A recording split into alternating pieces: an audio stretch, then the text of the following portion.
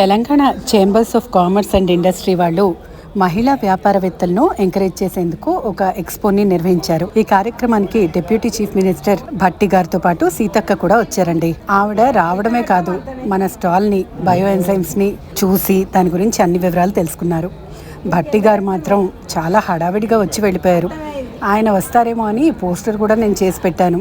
సీతక్క గారి ద్వారా మేము సర్టిఫికెట్ కూడా అందుకున్నాం. మేము వచ్చేసి కిచెన్ వేస్ట్తో ఒక క్లీనింగ్ లిక్విడ్ తయారు చేస్తాం. ఒక పార్ట్ బెల్లము, 3 పార్ట్స్ తొక్కలు, మన ఇంట్లో వంట అయ్యాక మిగిలిన ఏ తొక్కలైనా పర్లేదు, 10 పార్ట్లు నీరు తీసుకుని ఒక ప్లాస్టిక్ డబ్బాలో అట్లా వేసి పెట్టాలి. వేసి ఎవ్రీడే గ్యాస్ రిలీజ్ చేయాలి.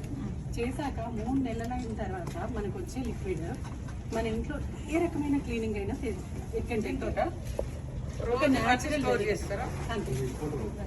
సో ఇది మనకి ఫ్లోర్ క్లీనర్గా, టాయిలెట్ క్లీనర్గా,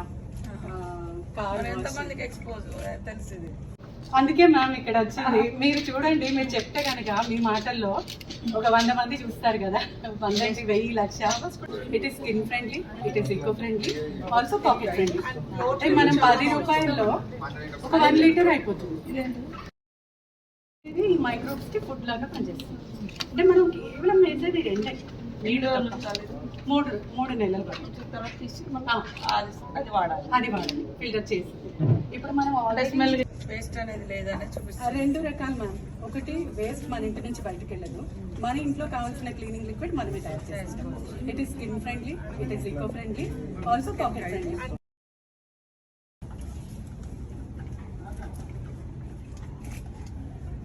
మామూలు ఫర్మెంటెడ్ స్మెల్లే ఉంటుంది.